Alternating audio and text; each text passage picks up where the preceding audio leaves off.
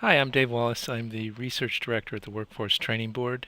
Thank you for joining me today for this briefing on the Youth Unemployment Report in Washington State.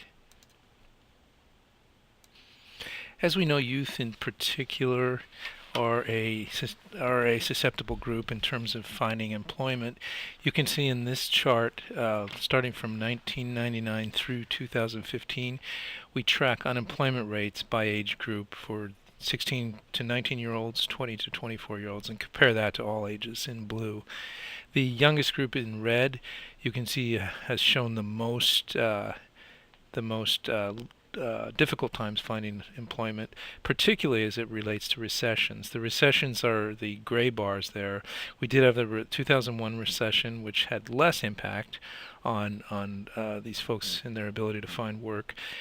If you go forward to the Great Recession, which started in December 2007 and went through June of 2009, you can see not only was it longer and deeper, but it particularly impacted our youngest workers in their effort to find work. You can see that the unemployment rate for the 16 to 19-year-olds rose to about 34% before finally coming down. Since then, that youngest group has seen a fairly strong recovery, down nearly about half of what it was at the worst point of the recession. However, it's still much higher. Currently, or in 2015, the rate was 17.6 compared to 5.6 for all adults. While we saw that the unemployment rate was strongly impacted by recessions, you can see that labor force participation rates, which is the percentage of a given population that is either working or looking for work, you can see that there was less impact there. What we're seeing here is more of a long-term trend. We're seeing falling labor force participation rates for, in fact, all workers. It has been falling, but particularly you can see that the red bar there for the 16 to 19-year-olds, that group has fallen from in over this 15-year period from close to 60% all the way down to just under 32% of those that are in the labor force. This chart shows unemployment rates broken out by ethnicity and compares 2013 to 2015. You can see, for example, on the left side, African Americans, the solid purple bar there of 29% is for African American males. That was a particularly high unemployment rate. They did see their unemployment rate drop all the way to 19%. You can see that as the solid green bar. The female in 2013 and 2015 is represented by the striped bars.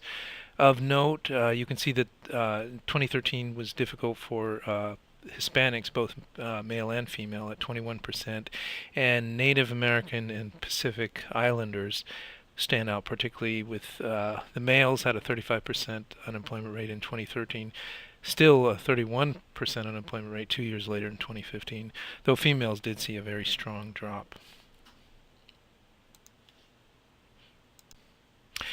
As with all groups, education plays a strong role in employment outcomes, and what we're showing here in this chart is we're showing breaking out the age groups, the 16 to 19-year-olds, 20 to 24-year-olds, and comparing them to the 25 to 64-year-olds. That's the yellow bars. We've got the educational attainment listed as less than high school, some college, no degree, associate's degree, and bachelor's degree or higher. And the real takeaways here: one, as you move from left to right, looking at the educational attainment categories, what you're seeing almost consistently in every case is falling unemployment rates. So, no, not terribly surprising. What the takeaway is that the more educated that you are, the more success you tend to have in finding work. You can see, for example, that the 16 to 19-year-olds had a 20% unemployment rate for those that had less than high school. However, the 20 to 24-year-olds had an even higher unemployment rate at 22%. They dropped strongly to 12% in the high school group, and that trend continued.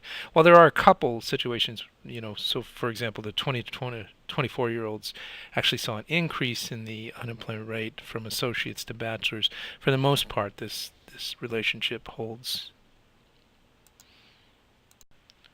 There are other groups within the youth that subgroups that we can look at.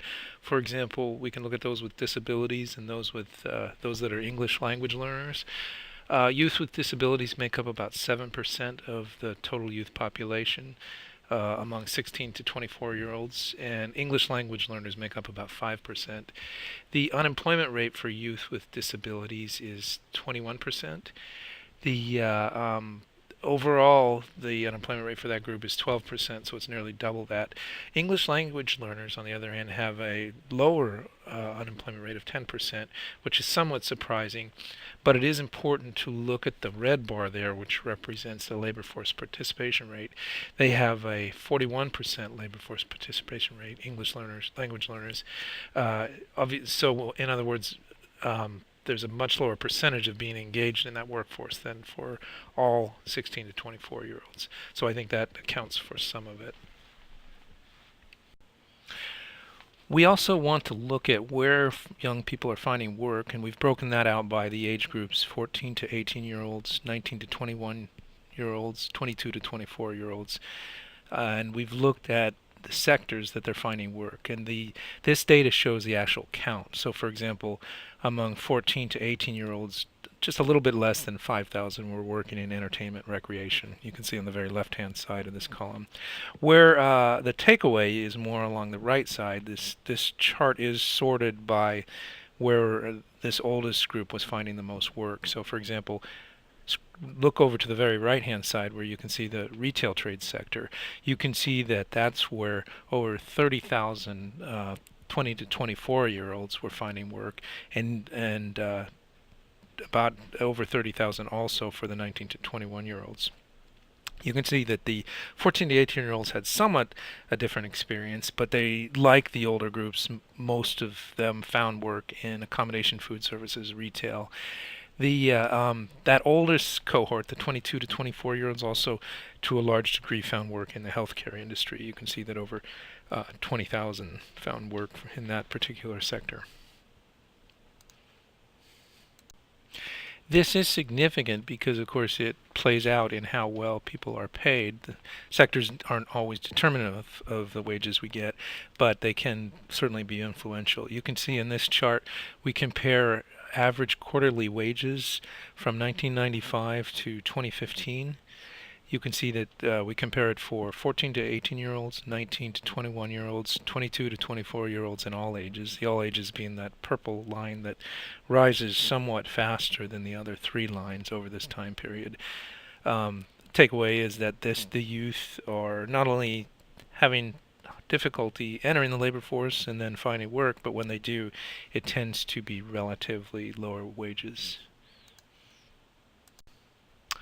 Of course, not every youth has the same experience in terms of getting engaged in the workforce. When this next chart looks at the impact upon the likelihood of disengagement by things such as having been in child welfare or having had a history with criminal justice, and you can see that for example, if a given youth in this report by Department of Social and Health Services, if they had neither the history with child welfare or criminal justice, the likelihood of being disengaged was only 23%. Disengagement, by the way, is a person that is neither working, looking for work, or going on to higher education.